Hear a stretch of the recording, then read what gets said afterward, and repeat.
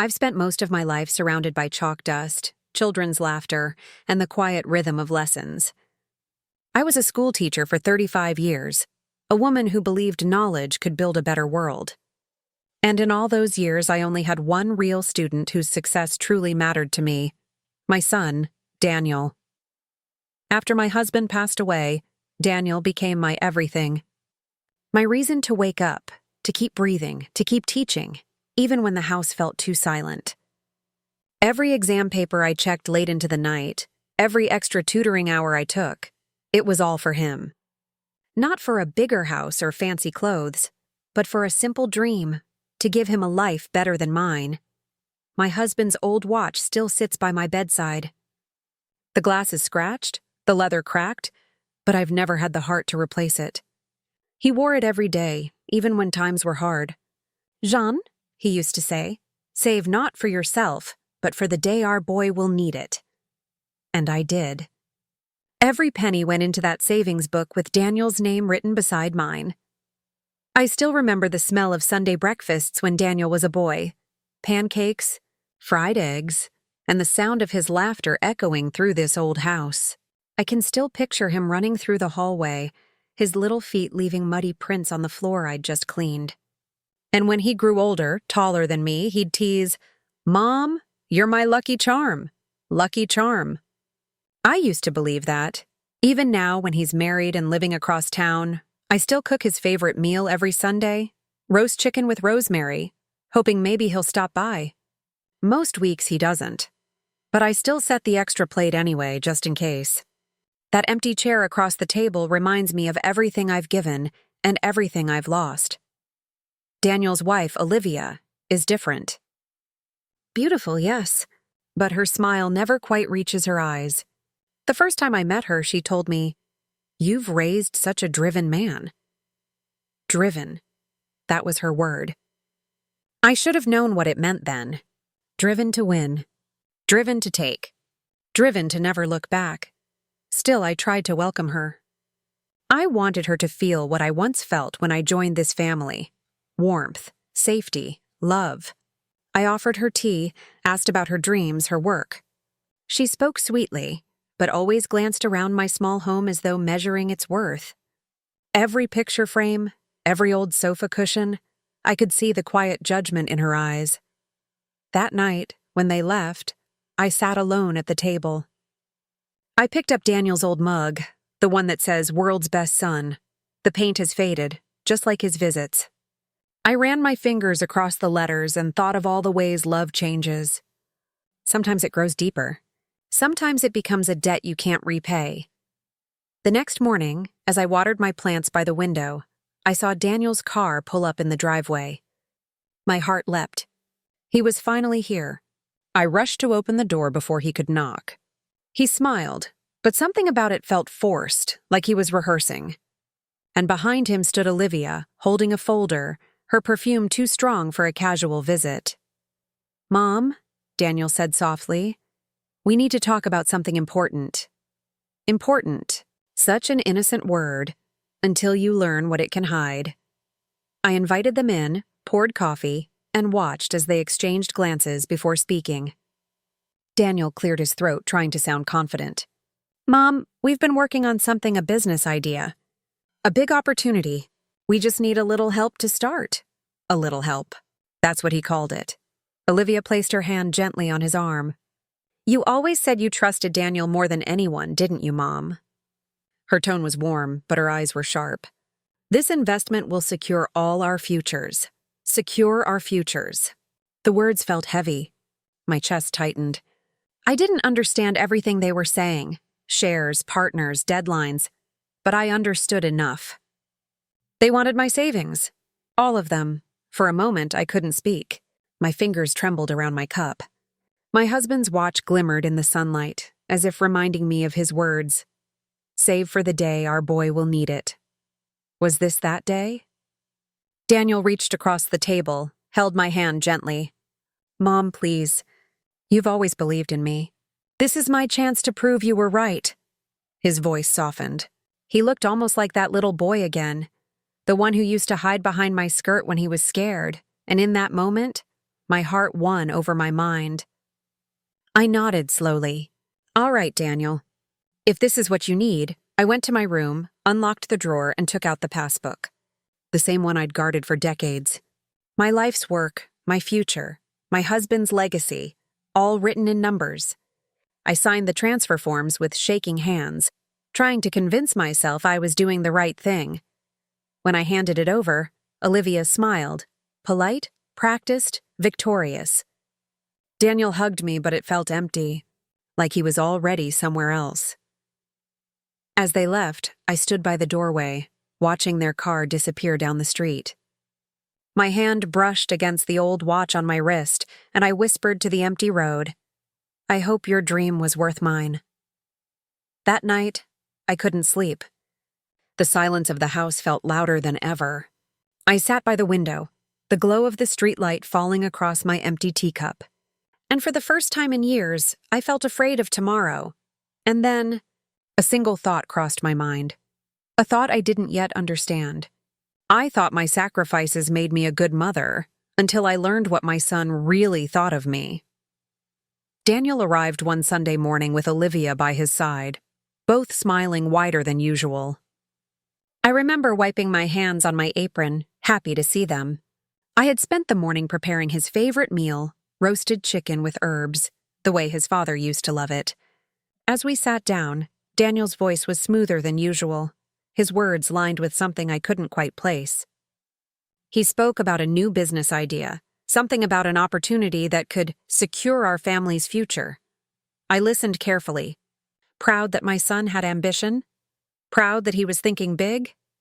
Then Olivia leaned forward, resting her manicured hand gently over mine. You always said you trust Daniel, right, Jean? She asked with a kind of sweetness that felt rehearsed. I nodded without hesitation. Trust? It was never a question. Daniel was all I had left of my husband, the last heartbeat of the family we built together. If he needed my help, he had it. They spoke in turns, painting dreams with words, new ventures, a home closer to the city, how success was within reach if they just had the right push. Daniel looked at me, eyes filled with a soft desperation. Mom, this could change everything for us, he said. It's not just for me, it's for the future. I didn't even think twice. I reached into the drawer where I kept the old bank papers, the same place my husband and I used to hide emergency cash. As I signed the transfer forms Daniel handed me, I felt a strange chill. It wasn't doubt, it was something deeper. A mother's quiet instinct trying to whisper a warning through the noise of love. When they left, Olivia hugged me tightly, her perfume lingering long after she was gone. I stood by the window, watching their car disappear down the road, feeling oddly hollow. I didn't know it then, but that was the moment I had just signed my pain away. The gentle hum of the piano faded, replaced by a faint, uneasy string, like a thread being pulled from the fabric of everything I once trusted. Days turned into weeks, and the house grew quieter with each sunrise. I kept glancing at the phone on the kitchen counter, waiting for a call that never came. The walls, once filled with laughter and warmth, now echoed with the ticking of the clock. Every ring I imagined was Daniel calling to tell me how well his business was going, how proud he was, how he would return what I had given him. But there was only silence.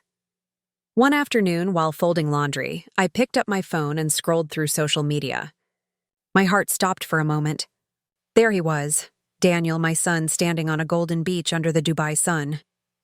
Olivia was beside him, wearing a wide-brimmed hat and smiling for the camera. Behind them, her mother, draped in designer clothes, held a glass of champagne.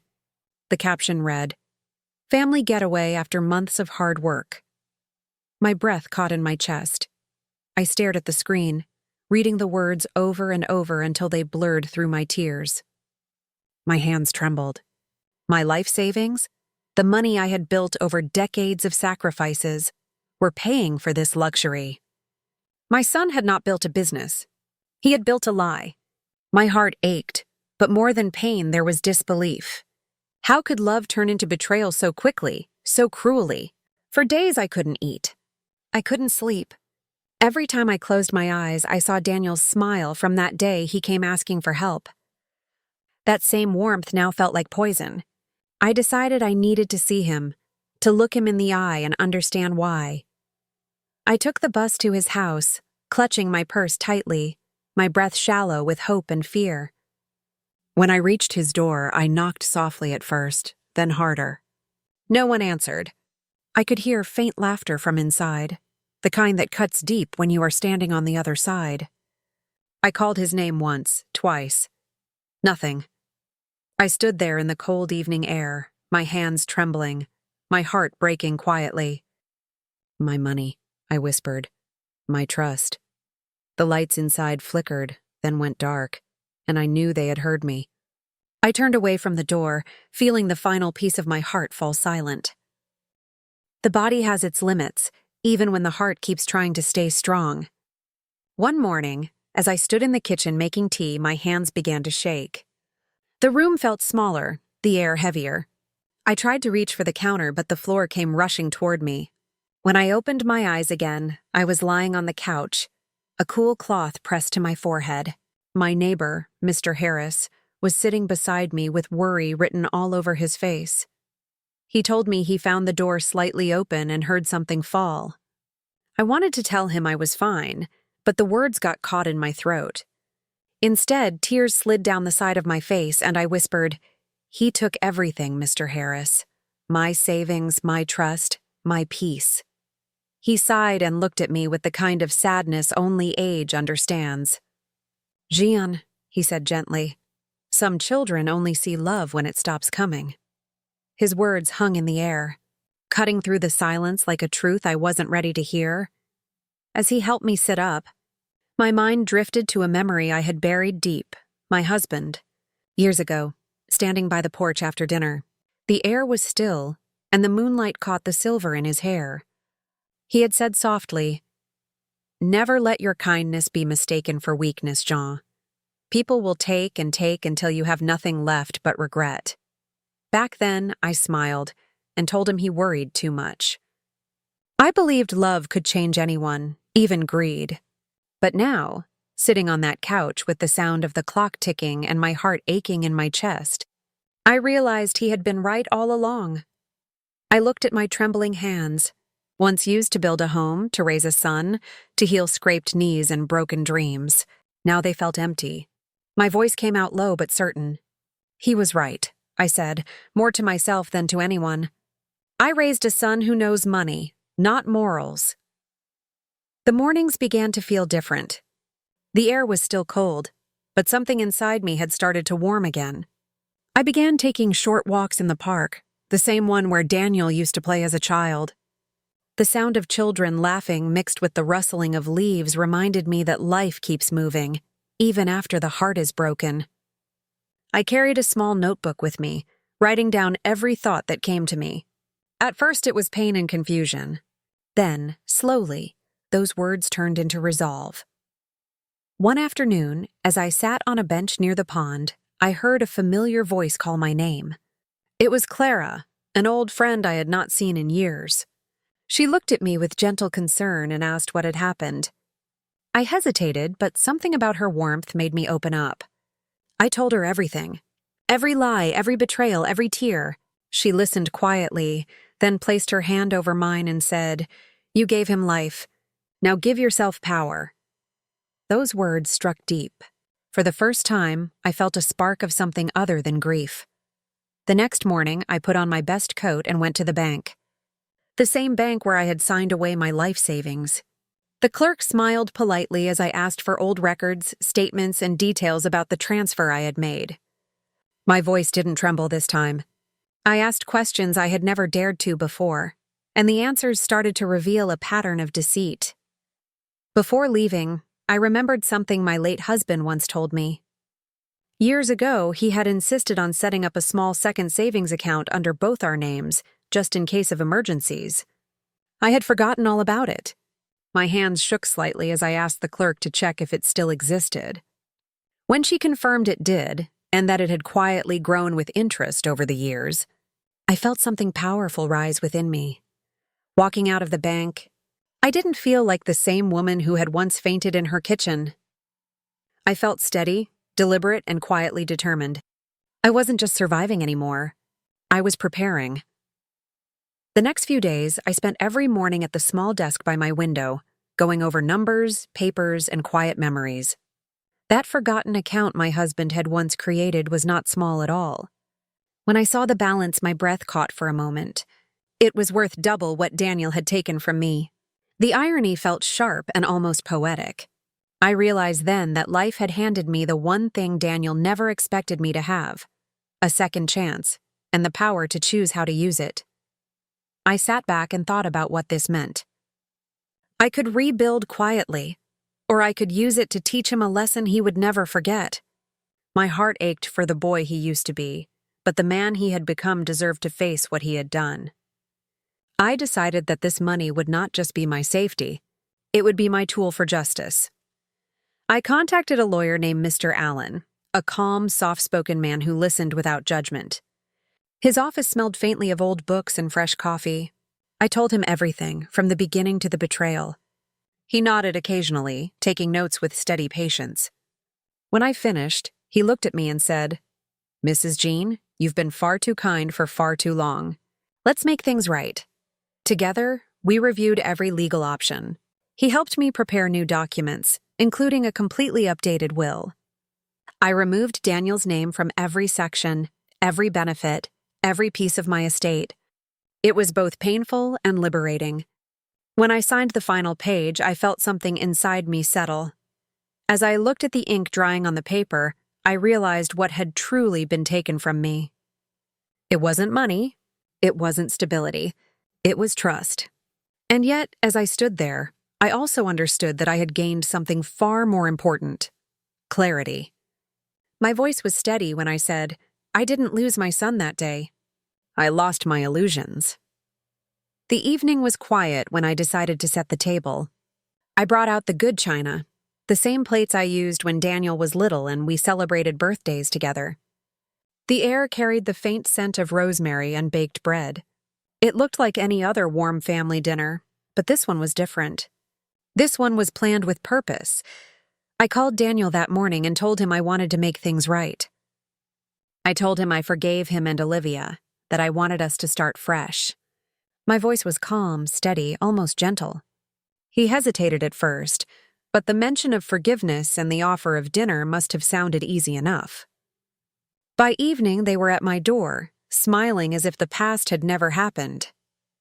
Olivia's perfume filled the hallway before she even stepped inside. She looked around, smirking as her eyes scanned the living room, the old photographs, the furniture she once called outdated. Daniel hugged me briefly, his touch colder than I remembered. "It's good to see you, Mom," he said. I smiled, a mother's smile that hides more than it shows. Dinner went smoothly at first. We talked about the weather, about Daniel's supposed business plans, about nothing that mattered. The silence between words said more than anything else.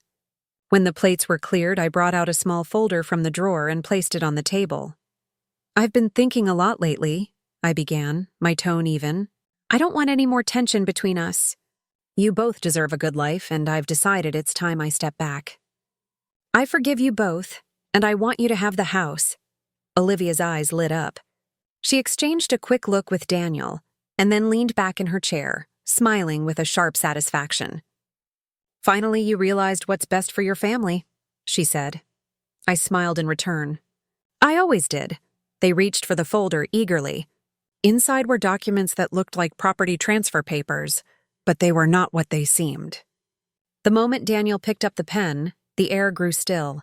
The soft background music that had played in the distance now shifted, a slow, suspenseful rhythm that made the room feel heavier. I watched him hesitate for a second, then sign. Olivia followed with a confident stroke of her pen. I folded my hands in my lap and looked at them both with quiet grace. The trap was set, and they had just walked into it. The next morning, we all met at Mr. Allen's office. The walls were lined with neat rows of books, and the smell of polished wood filled the air. Daniel and Olivia walked in with confidence, Olivia's heels clicking sharply against the marble floor. I sat quietly beside the lawyer's desk, my posture calm, my hands folded neatly. Mr. Allen greeted them politely and handed over a set of documents. "Mrs. Jean has decided to make a final transfer regarding her property," he said in his composed voice. Daniel nodded proudly while Olivia smirked, glancing at me as though she had already won. I simply smiled and waited. They signed the papers quickly, without hesitation. Daniel barely skimmed the words, his pen moving fast across each page. When he handed the folder back, Mr. Allen adjusted his glasses and looked directly at them. His tone changed, firm, steady, deliberate. "Just for your record," he said, "these are not property transfer papers. You have just signed a legal confession acknowledging your involvement in financial exploitation and unauthorized use of funds belonging to Mrs. Jean." The color drained from Olivia's face. Daniel blinked, confused at first, then panicked. "What are you talking about?" he shouted. Mr. Allen stayed calm. "Your accounts are already frozen. The funds you took are being secured under Mrs. Jean's name as we speak." Olivia stood up, her voice rising. "You tricked us!"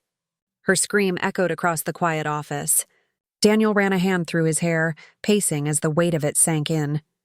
I stood up slowly, feeling no anger, only clarity. I looked at them both and said, "You took my money to feed your pride. Now feed your pride without it." There was no sound except the faint hum of the ceiling fan as I turned and walked toward the door. Mr. Allen held it open for me, his expression respectful. Behind me, I could hear Olivia crying and Daniel's voice breaking under disbelief. I did not look back.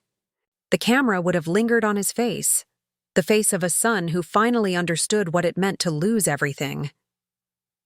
Winter had settled in by the time Daniel returned. The trees outside were bare, and the wind carried the quiet weight of endings. I was sitting by the fireplace, knitting a small blanket for the local shelter, when I heard a soft knock on the door. It was hesitant, almost afraid. When I opened it, Daniel stood there. His shoulders were slumped, his clothes wrinkled, his face pale. The confident man who once flaunted luxury had vanished. In his place was a son stripped of pride. He tried to speak, but his voice broke before the words formed. Finally, he fell to his knees, the cold air filling the silence between us. "Mom, I'm sorry," he said, his voice shaking. I was blinded. I thought money made me powerful. I thought Olivia loved me for who I was, but she left the moment it was gone. I lost everything. I stood still, the memories of his betrayal flashing through my mind. The empty house, the fake smiles, the silence that followed his lies. My heart ached, but I could not bring myself to reach for him. Some wounds do not heal with touch. They heal with time and truth. Tears welled in my eyes, and I whispered, "I hope one day you learn that love isn't a bank account. It's not something you withdraw from until there's nothing left. It's something you protect, not exploit." Daniel wept, his hands clutching the edge of my coat. The sound of his sobs filled the doorway. I wanted to believe he meant every word, but forgiveness, I had learned, was not about trust. It was about release. I took a slow step back and said softly, "Go home, Daniel. Find who you are without what you took." He looked up at me, searching for warmth, but all I could offer him was truth. As he walked away down the quiet street, the snow began to fall, gentle, silent, and cleansing. The music that played in my heart was no longer sorrowful, but peaceful, like the calm after a long storm. The sun was setting when I sat by the window, watching the sky turn from gold to crimson. The house felt peaceful for the first time in years. The echoes of anger, betrayal, and regret had faded, replaced by something gentler. I had spent months rebuilding my life, not through wealth, but through purpose. As I looked at the papers on my desk, I smiled quietly. They were forms finalizing a donation to a scholarship fund for children of single mothers. It felt right. The money that once brought me pain would now bring someone else hope. I wrote a short note to accompany the donation. It said, "May this help a mother who gives everything, and a child who learns what love truly means." When I sealed the envelope, a sense of peace washed over me. It was not the kind of satisfaction revenge stories usually promise. It was softer, wiser, deeper. That night, I recorded my final reflection for the story I never thought I would live to tell. My voice was steady as I spoke, each word carrying the weight of experience. They emptied my savings, but they couldn't empty my spirit. They took what I earned, but they could not take what I became.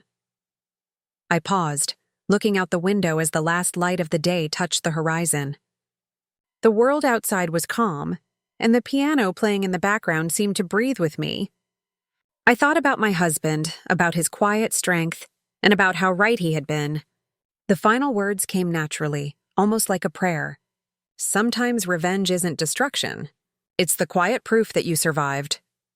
The screen would fade into a warm sunset glow, the piano slowing into silence. The image of a woman sitting alone, peaceful yet strong, would linger, a reminder that power does not always roar. Sometimes, it simply refuses to break. If you felt my story in your heart, if you've ever lost something but found yourself again, remember, healing is the greatest revenge. Subscribe to Jean's Stories for more powerful tales of love, betrayal, and redemption. Every story holds a lesson. Every lesson heals a heart. Join me and let's keep surviving together.